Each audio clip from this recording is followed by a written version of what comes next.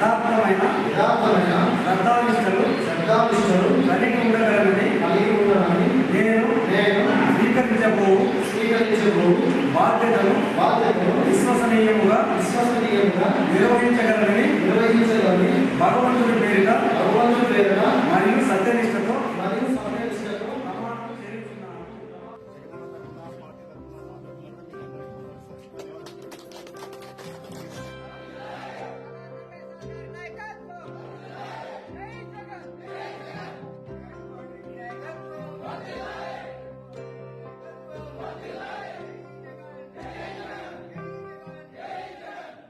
నన్ను పార్టీ ఒక నేను దళితుగా ఉన్న నన్ను పార్టీ ఇంత పెద్ద స్థాయిలో నన్ను నిలబెట్టిందంటే అది రంగా సార్ వల్ల, పార్టీ వల్ల, నేను మన కమ్యూనిటీ మండల నాయకుల వల్ల నేను చాలా గర్వపడుతున్నాను.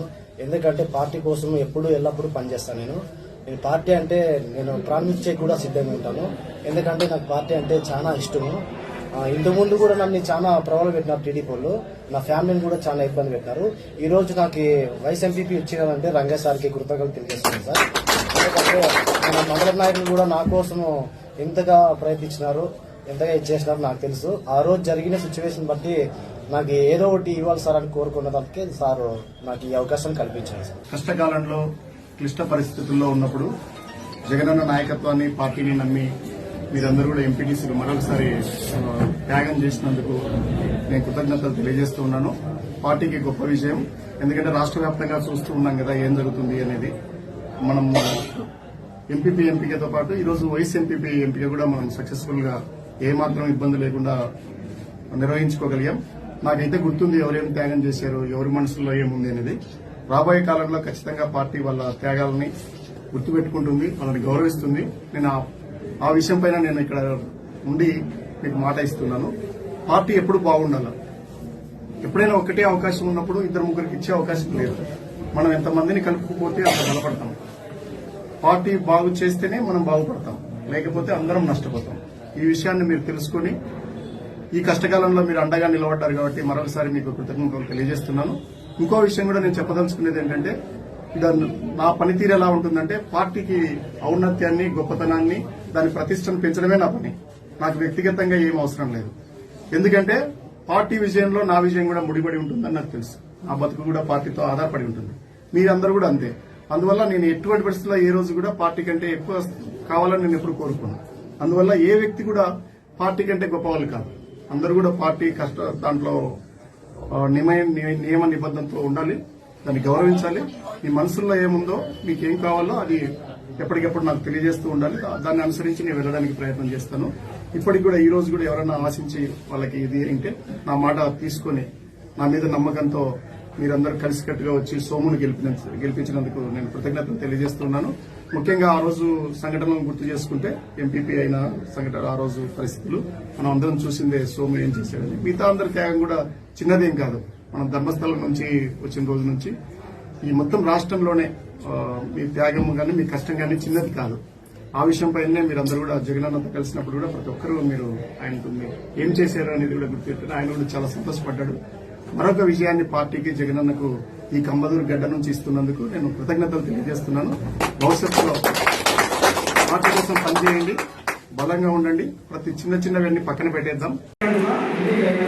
అమలులో ఉన్న శాసనం ప్రకారం భారత రాజ్యాంగం పట్ల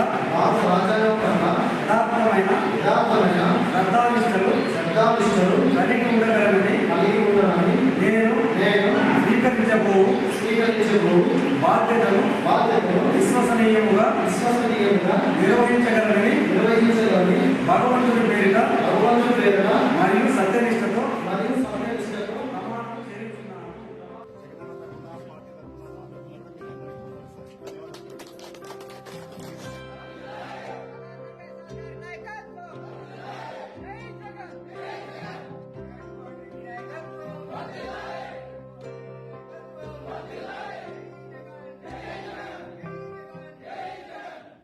నన్ను పార్టీ నేను దళితుగా ఉన్న నన్ను పార్టీ ఇంత పెద్ద స్థాయిలో నన్ను నిలబెట్టిందంటే అది రంగా సార్ వల్ల, పార్టీ వల్ల, నేను మన కమ్యూనిటీ మండల నాయకుల వల్ల నేను చాలా గర్వపడుతున్నాను. ఎందుకంటే పార్టీ కోసం ఎల్లప్పుడూ పనిచేస్తాను. నేను పార్టీ అంటే నేను ప్రాణించే కూడా సిద్ధంగా ఉంటాను. ఎందుకంటే నాకు పార్టీ అంటే చాలా ఇష్టము. ఇంతకు ముందు కూడా నన్ను చాలా ప్రబలం పెట్టినారు టీడీపీ వాళ్ళు. నా ఫ్యామిలీని కూడా చాలా ఇబ్బంది పెట్టినారు. ఈ రోజు నాకు వైస్ ఎంపీపీ వచ్చినారంటే రంగయ్య సార్కి కృతజ్ఞతలు తెలియజేస్తున్నాను సార్.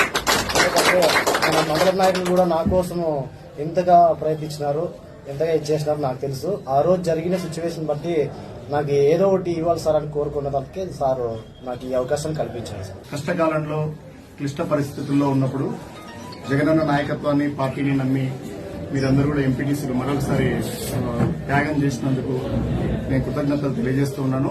పార్టీకి గొప్ప విజయం. ఎందుకంటే రాష్ట్ర వ్యాప్తంగా చూస్తూ ఉన్నాం కదా ఏం జరుగుతుంది అనేది. మనం ఎంపీపీ ఎంపికతో పాటు ఈరోజు వైస్ ఎంపీపీ ఎంపిక కూడా మనం సక్సెస్ఫుల్ గా ఏమాత్రం ఇబ్బంది లేకుండా నిర్వహించుకోగలిగాం. నాకైతే గుర్తుంది ఎవరేం త్యాగం చేశారు, ఎవరి మనసులో ఏముంది అనేది. రాబోయే కాలంలో ఖచ్చితంగా పార్టీ వాళ్ళ త్యాగాలని గుర్తుపెట్టుకుంటుంది, వాళ్ళని గౌరవిస్తుంది. నేను ఆ విషయం పైన నేను ఇక్కడ ఉండి మీకు మాట ఇస్తున్నాను. పార్టీ ఎప్పుడు బాగుండాలి. ఎప్పుడైనా ఒకటే అవకాశం ఉన్నప్పుడు ఇద్దరు ముగ్గురికి ఇచ్చే అవకాశం లేదు. మనం ఎంతమందిని కలుపుకుపోతే అంత బలపడతాం. పార్టీ బాగు చేస్తేనే మనం బాగుపడతాం, లేకపోతే అందరం నష్టపోతాం. ఈ విషయాన్ని మీరు తెలుసుకుని ఈ కష్టకాలంలో మీరు అండగా నిలబడ్డారు కాబట్టి మరొకసారి మీకు కృతజ్ఞతలు తెలియజేస్తున్నాను. ఇంకో విషయం కూడా నేను చెప్పదలుచుకునేది ఏంటంటే, నా పనితీరు ఎలా ఉంటుందంటే పార్టీకి ఔన్నత్యాన్ని, గొప్పతనాన్ని, దాని ప్రతిష్టను పెంచడమే నా పని.